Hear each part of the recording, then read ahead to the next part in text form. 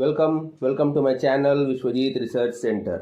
हाल ही के दिनों में पीछे आप लोगों ने बहुत सारे आर्टिकल्स देखे होंगे कि India US jointly launches a scheme to initiate technologies और डिफेंस स्ट्रेटजीज में, या फिर India US is the best ally. ऐसे बहुत सारे आर्टिकल्स निकले हैं। मैंने पहले भी कहा था, साम दाम दंड भेद यूएस सब चलेगा इंडिया को अपने पास रखने के लिए। एक ये मैं बोलूँगा एक मेजर विक्ट्री या मेजर पुश है इस बार यूएस के थ्रू इंडिया के लिए इन डिफेंस सेक्टर। आगे बात करते हैं इस पर क्या है। जैसा कि आप लोगों ने देखा है, यह रातों रात नहीं हुआ है। ये सब चीज़ें रातों रात हुई ही नहीं है। ये चीज़ एक्चुअली ये जो पार्टनरशिप डील है जिसमें आपको क्रिटिकल टेक्नोलॉजीज या टेक्नोलॉजी ट्रांसफर प्लस डिफेंस में रिलायबिलिटी देने के लिए, ये एक्चुअली बात हो चुकी थी आपका मई में, जो महीना में आपका क्वाड समिट हुआ था जापान, लास्ट क्वाड समिट में ही ये बात हो चुकी थी। इनफैक्ट अभी कल ही या परसों अजित डोभाल जी गए हुए हैं यूएस, डायरेक्टली उनकी बात हुई है वहाँ के डिफेंस सेक्रेटरी से। आप आर्टिकल्स भी देख सकते हैं ऊपर में कि इन्होंने सीधा बात किया है कि हम क्या कोऑपरेट कर सकते हैं। इसमें बहुत बड़ा चीज़ आया है जो कि यूएस अभी तक देने को तैयार नहीं था और अब वो रेडी हो चुका है। क्योंकि आप लोगों ने जैसा नाम सुना होगा जनरल इलेक्ट्रिक्स, मैंने पहले भी वीडियोस में काफ़ी बार बोल चुका हूँ। जनरल इलेक्ट्रिक्स ने उनके पार्लियामेंट, जिसको सीनेट कहा जाता है यूएस में, उसने डाला है एक सबमिशन कि हम लोग इंडिया में मेक इन इंडिया के थ्रू उनके लिए जेट इंजन बनाना चाहते हैं और विथ टेक्नोलॉजी ट्रांसफर। और ये पास हो भी जाएगा, बस कुछ दिनों की बात है। क्योंकि ये जो अपने बीचों में जो स्ट्रेटेजिक साइन हुआ है एग्रीमेंट, अभी ये एग्रीमेंट का नाम क्या है? इस एग्रीमेंट का नाम है initiative on critical and emerging technologies.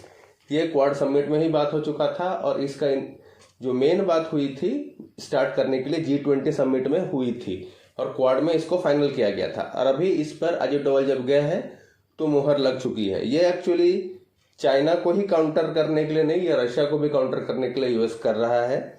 जैसे इंडिया कभी नाम लेता नहीं है खुल के, लेकिन यूएस कभी डरता नहीं है चाइना का नाम लेने से, तो उसने सीधा सीधी चाइना का नाम दिया है। ये आर्टिकल भी देखिए आप कि चाइना इंडिया के लिए और वर्ल्ड के लिए सबसे बड़ा खतरा है, चैलेंज है। तो इसको काउंटर करने के लिए हम लोग को इंडिया को टेक्नोलॉजी के थ्रू भी उसको बहुत स्ट्रांग करना पड़ेगा कि वो इजीली काउंटर कर सके। और रशिया से रिलायबिलिटी भी हटाना पड़ेगा, क्योंकि जितना हम रशिया के ऊपर रिलायबल है, हम लोग सही जगह पे सही चीज़ों का साथ नहीं दे सकते हैं। इसके आगे भी बहुत सारी चीज़ें हैं जो खबर मैं आपको आगे बता रहा हूँ। पहला बात तो G414 F414 का इंजन इंडिया में बनने जा रहा है। It's final with technology transfer हो रहा है, क्योंकि इस एग्रीमेंट के थ्रू टेक्नोलॉजी भी मिल जाएगा और इंडियन पार्टनर के साथ वो मिलकर जॉइंट वेंचर में बनेगा। तो आप समझ के चलो, ये इंजन तेजस मार्क 2 में लगेंगी, TEDBF में लगेंगी, एमका में लगेंगी। प्लस उन्होंने ये भी बोला है कि 130 किलो न्यूटन का हम लोग इंजन बना के देंगे, जो कि हमारे 6th जनरेशन में एमका 2 में वो लगेगा।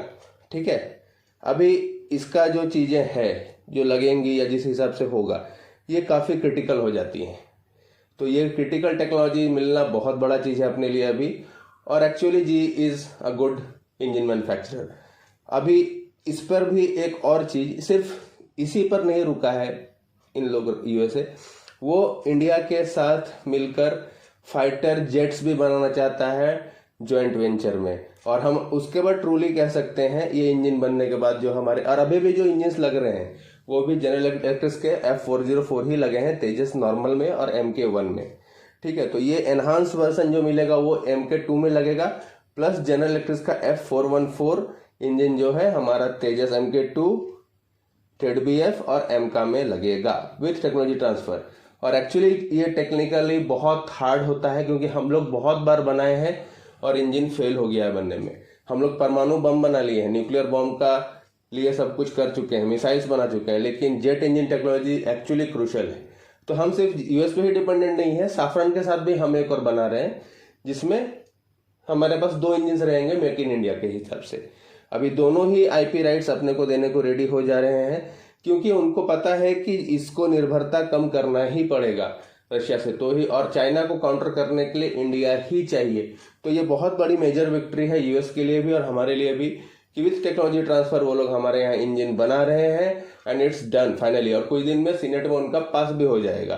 ठीक है, अभी दूसरा बात, दूसरा बात पे आता हूँ, वो सिर्फ इस पे ही नहीं रुका है, इसरो के साथ भी वो काफी हम लोग को एक टाइम यूएसए इसरो को तोड़ने के लिए या पीछे रखने के लिए बहुत कुछ किया था, सैंक्शंस वगैरह बहुत कुछ, लेकिन अब इसरो के साथ मिलकर वो स्पेस टेक्नोलॉजी शेयर करना चाहता है। इनफैक्ट हमारे लोगों को भी वहां पे लाना चाहता है कि आप आइए और स्पेस में नासा के साथ जुड़िए, क्योंकि हम लोग अभी मोस्टली स्पेस के लिए जो हम गगनयान भेजने वाले हैं आदमी को स्पेस में, उसके लिए हमारा ट्रेनिंग या तो रशिया करता है या फ्रांस करता है। लेकिन मैं बोलूंगा ये बहुत बड़ा इनिशिएटिव है उनके थ्रू कि चलो अभी कोसों दूर थे लेकिन हम लोग भी आपके साथ आ रहे हैं, इसरो के साथ हम भी जुड़ना चाहते हैं।